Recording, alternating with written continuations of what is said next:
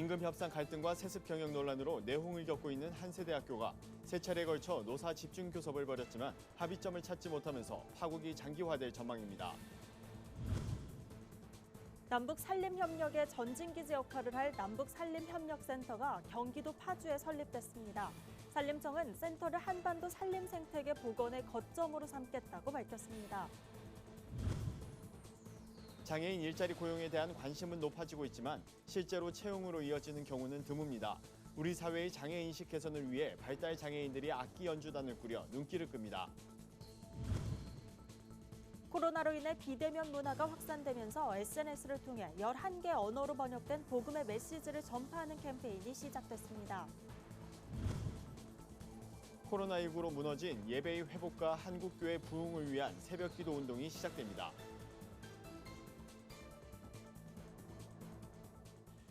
안녕하십니까. 구티비 뉴스입니다. 한세대학교가 임금 협상 갈등과 김성일 총장의 세습 경영 논란으로 지난해부터 내홍을 겪고 있습니다. 3월 중순께 시작된 파업이 어느새 80일 넘게 이어지고 있는데요. 세 번째 집중 교섭마저 파행하면서 노사 갈등이 장기화될 전망입니다. 유창선 기자의 보도입니다. 한세대학교 교직원 노조가 파업에 들어간 지 80일이 지났습니다. 3일 열린 3차 집중교섭엔 학교 측 대표 교섭위원인 김정일 부총장을 포함한 4명의 위원이 불참하면서 협상은 무기한 연기됐습니다. 갈등의 핵심은 임금 협상 합의 여부와 김성애 총장의 세습 경영입니다. 노조 측은 지난해 15차례에 걸친 실무 교섭에서 노사 양측이 합의안을 도출했지만 학교 측에서 이를 인정하지 않고 있다고 주장했습니다. 지난 10차와 15차 때 임금 인상분을 포함해가지고 총임금을 노사 합의했습니다. 그래서 합의한 그 총임금과 인상액을 학교가 들어주면 그만입니다. 노조가 제시한 회의록을 보면 지난해 가진 10차 실무 교섭에서 임금 협상을 마무리하고 서명까지 돼 있습니다. 합의안에 따르면 임금 총액 약 32억 7,200만 원과 인상액 4억 7,300만 원을 더하면 급여 총액은 총 37억 4,600만 원입니다. 이에 대해 학교 측은 최종 합의안이 아니기 때문에 재협상이 필요하다고 해명했습니다. 최종 결정권자는 법인 이사장이 될 수가 있는 거거든요. 아무리 그 실무교섭단이 그 교섭을 해가지고 했다고 해서 거기서 끝 할 수가 있나요? 최종 합의안에는 아직 서명이 된 게 없기 때문에 최종 합의가 됐다고 볼 수 없다라는 게 사측의 공식 입장이에요. 노조 측은 학교 측의 이러한 교섭 혜택 행위가 세습 경영과 무관하지 않다고 주장합니다.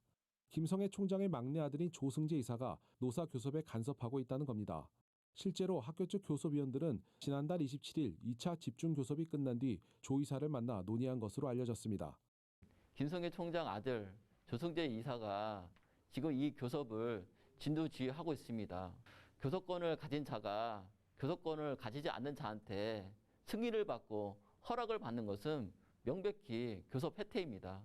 학교 측에서도 세습 경영은 아니지만 조 이사가 교섭에 영향력을 미쳤다는 사실을 일부 인정했습니다. 법인 이사시잖아요. 네. 법인 이사로서 이제 법인 이사회를 대표해가지고 우리한테 말씀하시는 부분들은 있어요. 이제 그런 부분들은 저희가 이제 경청을 하고 그런 거죠. 이처럼 노사 교섭 과정에 조 이사의 입김이 작용했다는 사실이 알려지면서 경직된 노사 관계는 학교 측이 노조위원장을 포함해 4명의 조합원을 고소하면서 더욱 악화되고 있습니다. 한세대학교가 기독신앙을 기반으로 세워진 학교인 만큼 노사 갈등을 지혜롭게 풀어내길 기대해 봅니다. 구티비 뉴스 유창선입니다. 남북산림협력의 전진기지 역할을 할 남북산림협력센터가 경기도 파주에 설립됐습니다. 2018년 남북정상회담 이후에 양국의 산림협력 거점을 조성하기 위해 센터 건립이 추진됐는데요. 산림청은 남북관계 발전에 마중물 역할을 할 수 있도록 하겠다는 뜻을 밝혔습니다. 조유현 기자가 취재했습니다. 북한과 가장 인접한 경기도 파주에 남북산림협력 사업의 전진기지가 마련됐습니다. 산림청이 설립한 남북산림협력센터입니다. 센터는 앞으로 북한의 산림 복구에 적합한 묘목 생산, 전문가 육성, 남북 공동 기술 개발의 거점이 될 전망입니다. 또한 정부와 민간이 산림 협력을 논의할 수 있는 열린 공간으로 운영될 계획입니다. 센터 착공 이후 9개월 만에 열린 준공식은 각계 인사 150여 명이 참석한 가운데 진행됐습니다. 이렇게 마련된 묘목과 산림과학기술 체계는 향후 남북이 함께 한반도 산림 생태계를 복원할 때 활용될 소중한 자산이 될 것입니다. 남북 산림협력센터를 거점 삼아 보다 높은 수준으로 내실화된 새로운 남북 산림 협력 시대를 열고자 합니다. 센터는 묘목 생산을 자동으로 제어할 수 있는 스마트 양묘장에서 2022년 첫 출하를 목표로 낙엽송과 소나무, 잣나무, 자작나무 등을 생산하고 있습니다. 이날 행사에 참석한 김현철 통일부 장관은 본격적인 남북 산림협력 시대 개막 준비에 파주 남북산림협력센터가 큰 역할을 할 것이라며 기대를 표했습니다. 휴전선이 남과 북을 가르지만 자연에는 경계가 없습니다. 한반도의 산림은 남북 공동의 자산입니다. 생명을 위협하는 자연재해와 점차 현실로 다가오는 기후변화에 맞서 남과 북이 함께 대응해 나가야 합니다. 산림협력이 그 열쇠입니다. 기독교계도 남북 산림협력 사업에 힘을 보탰습니다. 기독교대한감리회는 산림청과 업무 협약을 맺고 관련 사업에 적극 협력하고 있습니다. 이날 준공식엔 기독교대한감리회 윤보환 감독회장 직무대행이 직접 참석해 축사를 전했습니다. 산림청과 2019년도에는 MOU를 맺고 나무 심기를 같이 더불어 쭉 해왔습니다. 그래서 조국의 푸르름을 복음과 함께 이런 의미를 가지고 해왔는데 앞으로 더 힘있게 북한의 나무 심기를 통해서 교회도 세워지고 또 아름다운 이제 통일도 꿈꾸는 그런 일들을 준비해왔고 또 준비해 갈 겁니다. 한반도의 생태계를 복원하는 첫걸음이 될 남북 산림협력센터가 평화 통일의 길목이 되길 기대합니다. 구티비 뉴스 조유현입니다. 사회적으로 장애인 일자리 고용에 대한 관심은 높아졌지만 실제로 안정된 일자리를 갖는 비율은 낮습니다. 재능이 있어도 취업의 기회를 갖는 게 쉽지 않은데요. 우리 사회의 장애 인식 개선을 위해 발달 장애인들이 클래식 연주단을 꾸려 활동하고 있다고 합니다. 보도에 하나은 기자입니다. 서울시 강남구에 위치한 한 교회. 문틈 사이로 경쾌한 음악 소리가 새어나옵니다. 브릿존 앙상블의 연주 소리입니다. 브릿존 앙상블은 음악적 재능을 가진 발달장애인 단원들이 모여 창단한 클래식 앙상블 연주단입니다. 이들이 모인 건 지난해 9월. 미라의복지재단에서 서울시 지원을 받아 발달장애인 인식 개선을 목표로 장애인 클래식 연주단을 창단하면서부터입니다. 하지만 3개월 만에 서울시 지원이 종료되면서 브릿존 앙상블은 뿔뿔이 흩어져야 할 위기에 처했습니다. 고민 끝에 미라의복지재단은 이들을 재단 직원으로 고용하기로 했습니다. 그리고 올해 한국장애고용공단에서 주관하는 직장 내 장애인 인식 개선 교육 사업에 선정되면서 이들은 장애 인식 개선 강사로 일할 수 있게 됐습니다. 일자리가 생겨서 강사로서 일할 수 있어서 좋았습니다. 마음에 맞는 단원들과 함께 일할 수 있어서 좋았습니다. 실제로 발달장애인들은 뛰어난 실력을 가졌어도 장애인이란 이유로 연주자로서 꿈을 펼칠 기회가 많지 않습니다. 국내에선 장애인들이 복지 차원에서 음악을 배울 수 있는 경우는 많아도 재능을 직업으로 연결시키는 경우는 드뭅니다. 연주단 매니저로 섬기고 있는 조태승 목사는 브릿존 앙상블이 장애를 가진 문화예술인들에게 희망이 됐으면 좋겠다고 말합니다. 과거에 그 장애인, 특별히 발달장애인들에게 한정되었던 직업의 영역이 있어요. 굉장히 단순한 업무들을 반복적으로 처리하는 그러한 일들을 해왔는데 앞으로는 자기가 가지고 있는 재능 그리고 아주 오랫동안 연마한 그 기술 이런 것들이 자연스럽게 일자리를 통해서 직업과 연결될 수 있는 프로그램들이 많아지기를 그렇게 바라고 있습니다. 최근엔 코로나19 여파로 공연과 강연 모두 잠시 중단됐지만 브릿존 앙상블은 사람들 앞에 다시 설 날을 고대하며 하루도 쉬지 않고 연습에 매진합니다. 단원들은 브릿존 앙상블이란 이름처럼 장애인과 비장애인의 다리가 되어 많은 사람들에게 희망을 주고 싶다는 바람을 전했습니다. 제가 많은 사람들에게 감동을 주는 연주자가 되고 싶고 브릿존 앙상블이 많은 사람들에게 위로가 됐으면 좋겠습니다. 구티비 뉴스 하나은입니다. 광고로 복음을 전하는 복음의 전함이 11개 언어로 번역된 메시지를 SNS로 알리는 캠페인을 시작했습니다. 코로나19가 전 세계로 확산하면서 이른바 언택트가 새로운 문화로 떠올랐기 때문인데요. 복음의 전함은 사회적 거리 두기를 유지하면서 SNS를 통해 복음의 메시지를 접할 수 있도록 작은 광고를 마련했습니다. 코로나로 힘들어하는 전 세계인을 위로하자는 취지입니다. 특히 이번 광고는 영어와 스페인어, 중국어, 프랑스어, 독일어 등 11개 언어로 번역한 포스터를 SNS에 배포하고 전 세계로 퍼지도록 한 것이 특징입니다.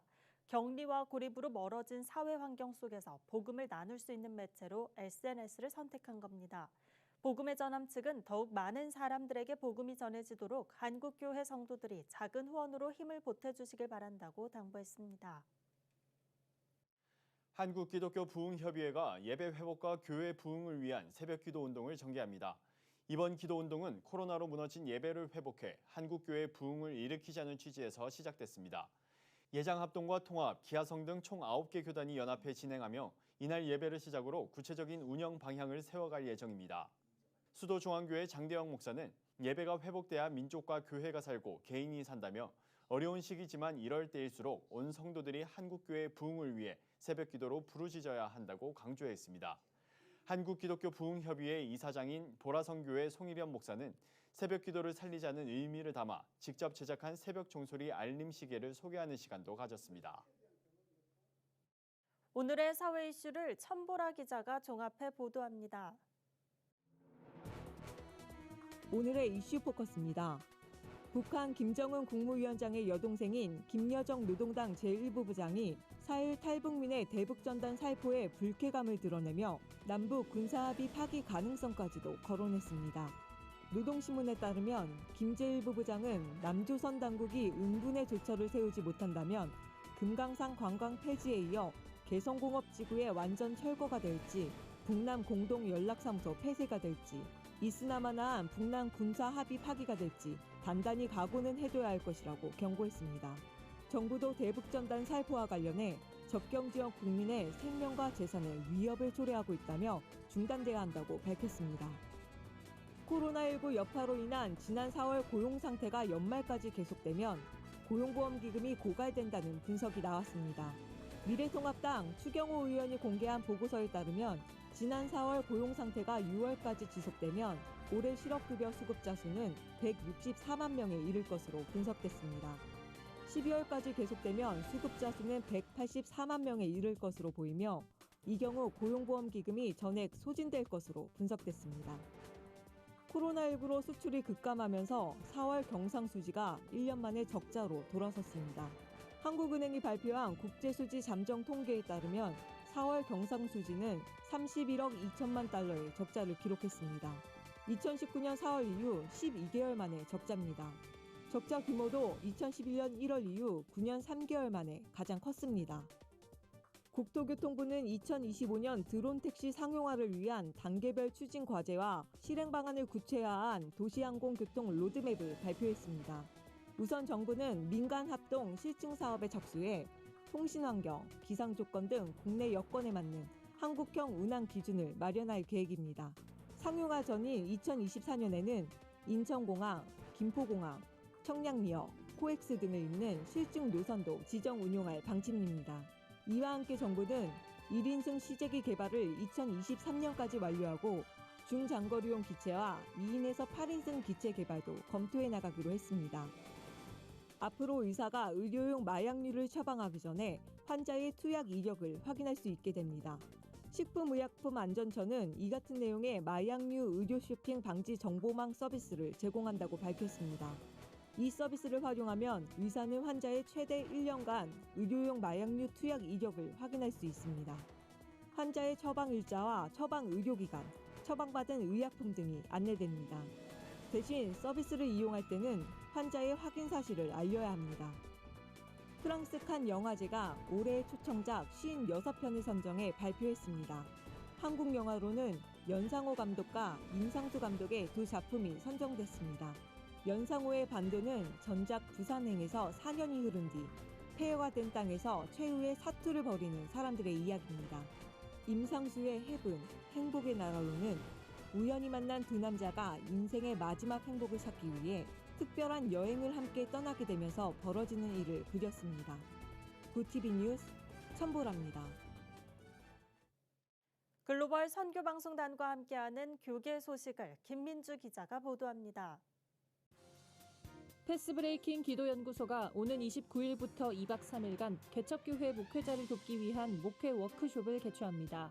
이번 워크숍은 예수님 한 분으로 충분합니다란 주제로 개척 목회자 부부가 재충전할 수 있는 시간을 마련하는 데 중점을 뒀습니다. 포스트 코로나 시대 목회 방향성을 교회와 가정, 자녀, 경제, 건강 등 여러 측면에서 고민해보는 특강과 문화예술인과 함께하는 치유음악회가 마련됩니다. 참가자에겐 히즈쇼 다음 세대 교육자료 럭키박스와 무료 목회 컨설팅 등 다양한 혜택도 제공됩니다. 패스브레이킹 기도연구소 김성년 소장은 목회자 부부의 전인적 건강함이 한국교회를 살리는 일이라 믿고 여러 측면에서 변화를 시도했다고 밝혔습니다. 광은교회 최생금 교회 기자가 보내온 소식입니다. 부천 광은교회가 지난 5월 30일 설립 감사 예배를 드렸습니다. 이날 예배에서 광은교회 담임 김한배 목사는 예수님이 주인이 되는 교회가 되려면 성도들이 예수님의 사람이 돼야 한다며 부천 광은교회가 지역사회의 빛과 소금의 역할을 감당하길 바란다고 전했습니다. 부천 광은교회 담임으로 세움받은 신용철 목사는 부천 지역의 영혼들을 섬기면서 주님의 사랑을 전하고 진정한 행복과 평안이 있는 교회로 세워나가겠다고 말했습니다. 미국에서 흑인 남성 조지 플로이드가 경찰의 강압적 체포로 숨진 사건이 발생한 가운데 한국기독교교회협의회가 미국 그리스도교 교회협의회에 연대 서신을 발송했습니다.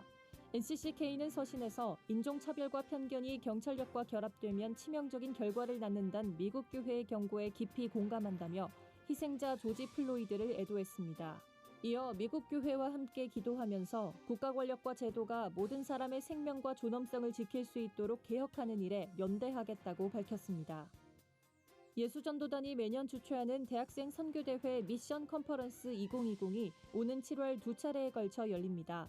7월 14일부터 16일에는 온라인에서 7월 17일부터 8월 6일 중엔 프로그램별 오프라인 모임으로 진행됩니다. 이번 모임은 예수전도단 소속 학생만이 아니라 청년 대학생이라면 누구나 참여할 수 있도록 했습니다.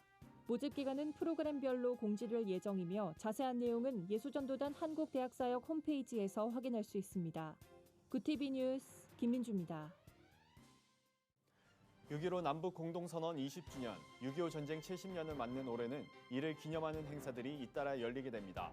남북이 여전히 교착 국면을 보이고 있지만 이번 계기를 통해 남북 관계가 회복되고 복음 통일이 이루어지길 기대해봅니다. 이상으로 뉴스를 마칩니다. 오늘도 함께해 주신 여러분 고맙습니다.